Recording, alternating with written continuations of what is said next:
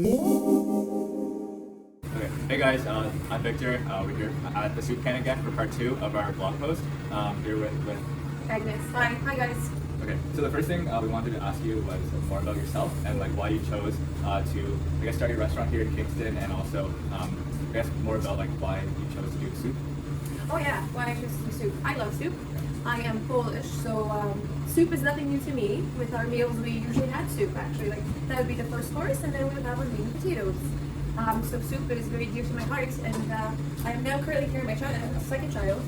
But when I was pregnant with my first child, that was a big thing that my husband and I noticed, that we love soup, and he'd often ask me, like, where do you want to go? Like, what do you want to eat? And I'd be like, I want soup. Yeah. I want soup. So we kind of been everywhere for soup, and we found some places that we actually loved, and we kept going back. And I think that's when we started thinking about the idea of opening a soup restaurant, because we couldn't find one spot to go and try different soups, right? It's always like on the menu, there's 2 featured soups, which we would exhaust, and then we'd be like, okay, what next? So the idea was born a long time ago, and then this beautiful spot presented itself just kind of through a friend. He had this, and he was no longer interested in it, and we came and we saw it, like, this is perfect. This is perfect with a soup can. It's the size of a soup can, it's tiny. We owned a previous restaurant that we were kind of ready to let go, because we already attached ourselves to this idea. So when we found the spot, we were very excited to give it a go. And to be honest, we didn't know what to expect. Like, this was our idea, this is kind of our passion, and we're that kind of people. We're like, let's give it a go. If it works, great. If not, then we'll kind of figure something else out. So that's how it started, and we're here making soup, and it's been a great reaction from people. People really like what we're doing. So people often ask me, can I take a menu to go home? I'm like, to be honest, this menu, we change it all the time. It's now become more permanent, because now we kind of see what's selling, what's not, what people like, what they expect of us. But it's a journey that we're on, we adjust ourselves accordingly. Yeah. Actually, more about like the transition from your old restaurant to what you're operating now. How's that transition been, and like I guess what's kind of like changed, and like the challenges and like your new favorite parts of this restaurant as well. So this has been the most organic transition, and I think that's my favorite part of it, because like I said, I had no idea what I was expecting. That was just kind of like my little passion baby, my little project. But because the transition was very natural and organic, and everything I could actually honestly say fell into place, the right places, that has been a great transition. And also, this is more aligned with what I felt was right for me, and something that is more valued than my last restaurant, I'm gonna say. It's something that I get a lot of great compliments, and people are really receptive to soup. And I guess because it's homemade, it's hearty, it feels like, and we especially make the specific soup for the person that's ordering it, so it has that intimacy to it. So like, if someone likes a little more spice, we can do that. If they don't, we can also do that. We actually just had a lady come in yesterday, and her son was injured, and his jaw was hurt, and so she asked us if we could puree the soup for him. And I said, well, we don't do that, but I don't understand why we couldn't. So we kind of custom-made soups for him, like a little more protein in one, a little more vegetable in the other. So it made me happy that she could leave with something to feed her child, and that's, Yeah, actually, like when we've gone to like the other restaurants, a lot of the owners really like to speak about like the hospitality aspect, and like the relationships they form with their customers. Absolutely. Yeah. So did you want to speak a bit more about that, like what hospitality means to you as an owner? Well, this is what makes or breaks my day. The people that come in through that door, because I am in this one little spot for the duration of my day, and I am busy for the duration of my day. So depending on who walks in through that door, what personality they have, and how I engage with them, literally makes the day or breaks it. This is why I like to come in, because for the most part, I can honestly say that I've had the best clientele in this store. Like the best. People come in, and I think I have like one tiny percent of people, and they, you know what, and I get that, they probably just don't understand what we're doing here. They come in and they're like, okay, and I'm like, okay, so you don't understand what we're doing here. And once I explain a little bit, they're like, oh, that's cool, so you're making all this to order. That's why it takes time. I'm like, yeah, it's true, it takes time, because we make the soups to order. But usually it's my husband and myself, and we kind of got the routine going down. But yeah, that's definitely my favorite part. People coming in, meeting people, and having good chats, and just regulars, And now I know the regulars that come in, and I'm like, hey, how's so-and-so? Yeah, right. Yeah. I have a question. What was your old restaurant? Was it like a soup restaurant as well, or something different? So I'm not going to mention any names. Oh, okay, yeah. Because that entity has moved on to new Okay, things. okay. But it was food, obviously, restaurant, Okay. and it was fast-paced. Oh, okay. It wasn't soup. Oh, okay. It was just a lot more moving parts. Right. And because I continued a business, I purchased that entity. It wasn't my own. Mhm. I was continuing a pre-existing idea and notion of what it was. So I had a lot of respect for it. It was great, but it wasn't my own. So I think Right. that's why I had a little more of a detachment. Right. And I think that this is why it was so organic to kind of flow into the soup business. Yeah. Why don't we talk about more about your menu? So I guess what's like your favorite thing to make, and what has been like kind of like I guess your signature dish in terms of the popularity?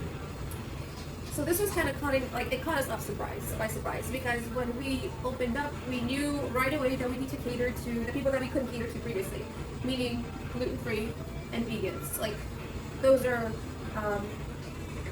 ever expanding. The population ever expanding. Where people are becoming more conscious about sustainability. This is why actually I love this, because everything's so sustainable, and this is why I love having that sign. When we're sold out, we're sold out. Right. You know, I buy things fresh. I make them to order. When they're done, I'm sorry, come back the next day. So making exactly fresh options ready for people that are tailored to their needs. So actually one of the things was our coconut curry. This is something that him and I just were playing around with because we loved the idea, and I love coconut curry, and so we kind of played around with that. And actually that was the first soup we had ready before the doors were even open. And I remember some people coming in going like, oh, what's this going to be? And we're like, oh, it's going to be a soup spot. Like, oh, do you want to try our soup? We just kind of came up with this idea. And I swear since the day that the doors opened, before they actually opened, we were selling the coconut curry. So I guess that's amazing. Yeah. that's one of them. Yeah, but you know what? I can't even say that one of them beats the other, because there were soups like that I wanted to take off the menu because I figured it's been done 100 times. And then we have days where like 20 people come in a row and go, I want that soup. And I'm like, well, I guess I'm not getting rid of that one. So I'm going to question this. Throughout your experience owning two restaurants, what would you say is like some of the biggest challenges that you've had? Well, there are so many. There are so many challenges. Time. There's so many. Yeah, time will always be a problem, because let's face it, people that work in restaurants put a lot into the restaurant. There's always prep to do. It's like having a child. It's like having a child that's always needy and hungry for something. And there's never like, oh, now you're good. It's always like, oh, this has to get done, and this has to get done. So the challenges are ever growing, ever present. Every day is a new thing. We're like, one day we came and we're like, oh, there's no hot water. Okay, but you can't really think that that's a big challenge. It's just something that, and we've gotten really good at this. Going, okay, so that needs to get fixed. On the list of the 5 things that need to get done, that's number 1. What's the next thing? Okay, let's go. Those are daily challenges that I think other people have. It's not necessarily the restaurant business, but yeah, it's just a daily thing that Right. on a daily basis you're just like, oh, there's another thing. Oh, okay, let's deal with it and let's move on. Right. So like definitely have to like prioritize like I guess the customers coming in, also like what's actually happening. Oh, absolutely. Yeah, multitasking is.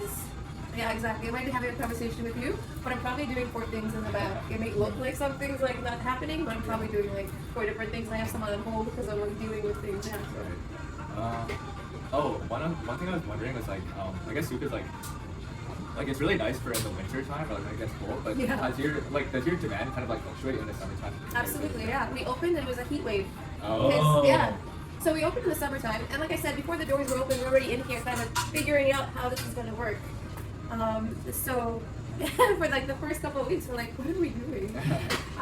But we just we did what we did. We love soup, and if you love soup and you kind of figure out that this is what we're here to do, you'll come in and have that soup. But yeah, during the summertime, we kind of augment our menu, obviously, to students. So in the summertime, I offer cold soups. Oh, So yeah, Wow. so we had Oh, cold soups, that's and we very had cool. and I knew that like, I love these people to get it, because I had a gazpacho and I made a Ukrainian and Polish borscht, and those things, when people found out that we have them, I made batches and batches and batches of that, and those were just my initial ideas, right? So now that I'm going to be here for the second summer, I have more ideas, and I know, see, this is exactly, it's like a growing baby. You're like, oh, now I know what people want, Right. so I have ideas for the summer, and yeah, we're going to bring juices in, cold salads, things that are easy to grab. I realize that people are busy, people are grabbing lunches, so they want to come in, grab, and go. So we are kind of making that more accessible for people. Yeah, that's so interesting. One of the questions I had is like, since you moved to this location now, like, has there been a huge impact from the university students? Like your customer base, is it mainly university students, or is there like a broad range of I'm people? going to tell you right now that Kingston is all university students. Okay. Business is dictated by the students, which is a great thing, because when you kind of figure out that pattern, and because we've been doing it, so we've been in the restaurant business now for close to 5 years, you kind of figure out your pattern. There are waves, and you start doing it, you know what I mean? Yes. Kingstonians, we have a lot of wonderful regulars that are either retired or artists or musicians in the neighborhood, and we know them very well. But because such a huge percentage of Kingston is Queens and St. Lawrence students, then yeah, there is obviously a huge fluctuation. And I think that goes for every business. Just speaking to the business owners on this street, whether it be a hair salon, or the Chinese market. They're Yeah. all kind of students kind of dictate, you know, Right. exactly business. But it's a great thing though. And how have you gone about like appealing to students, like marketing towards them? I can't say that I specifically market to students because I think that'd be going around it backwards. I think you just have to have a product that you believe in, and that's good. And that's exactly what I've done. I haven't actually sat down and thought, oh, this is going to be good for students. Right. I mean, the only idea that I could say that went along those lines, which we haven't done anything about, is maybe like opening a little later, keeping the soup get open, and I'm surprised by later, I mean in the wee hours. Yeah, but it'd be So hard that's- because Oh, your of kids course, and like it'd be everything. completely difficult. But I mean, if I were to tailor my business to the students, it would have to be like that would be my idea, like to open late at night, so I hit you After know, the clubs. Exactly Yeah. after the clubs. I'm trying to like formulate it, but yeah, exactly. No, it's okay, The late, that's the okay. late, We all yeah, know. the late round after the, you know, with a hot soup in the wintertime. And I wouldn't do it all throughout the year. I would just do it for like the coldest season, Yes. the coldest Yeah. months of the season. Yeah. Right.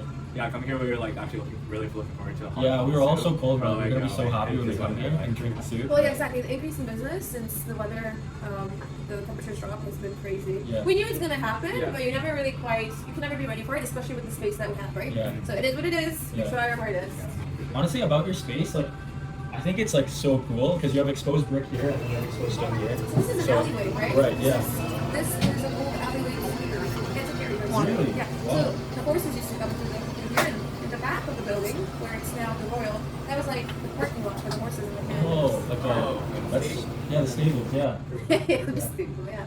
So our floors aren't even. No, not but even it's close like to I feel like it even. adds to the entire experience. It is, that's The exactly It's it. very rustic. kitschy. Yeah. I feel it's kind of like Kingston meets That's my husband Kingston speaking Market, of that, yeah. You know? It's like I was talking about with the girl who came last time. It's like we're both big on cooking, and it's like when I was younger, one of my dreams was actually to open a restaurant. And I was like, something like this would be like ideal for me. It's like if I ever work in a restaurant, so I was just talking about that. It's like it's a really nice place. This would be fun. You know what this reminds me of? Obviously, we watch a lot of cooking shows, and we were watching. I can't remember which one it was, but it was something on Netflix, and it was these amazing street cooks, and it was a woman. Oh, street foods. Street Yeah, food, exactly. Yeah, yeah, yeah. Someone I've has seen a that. Michelin star, and she Yeah, like yeah. wears these goggles, and she starts prepping at 4 a.m. I was like, that's whack. That's amazing. That's Yeah, so cool. yeah. But really, like, I think that we are kind of an embodiment of like a food truck that you can walk into. That's Yeah, kind no, of it, yeah. I think it's really cool. Yeah, definitely. Okay, I I think guess that's- last question. oh. If you had like any advice for anyone wanting to start, not only like limited to a restaurant, but like a business overall, like what kind of advice would you give? Go for it. You know what? If you sit and you think about it for too long, there's going to be a million reasons why you'll never start. It's going to be an uphill battle for you. You just have to start and you have to go for it, and then it becomes easier and everything just kind of unfolds. Yeah, there's a lot of work with it, but if you're not ready to work, then you're going to fail at a lot of things. So I just feel like, yeah, you just have to start the process. If you have an idea, believe in it and go for it. I mean, what's the worst that can happen? What's really the worst that can happen? You're Yeah. going to fail. You're going to go, oh, that sucked. Yeah. But then you pick yourself up and you try something new, right? Yeah, yeah. So I think that with any endeavor, I think just start is the most important thing. And then once you start, you see new ways of going about things. So yeah, Perfect. Okay, I think well, that's thank you so all. much. it was a pleasure. Thank you. Thank you.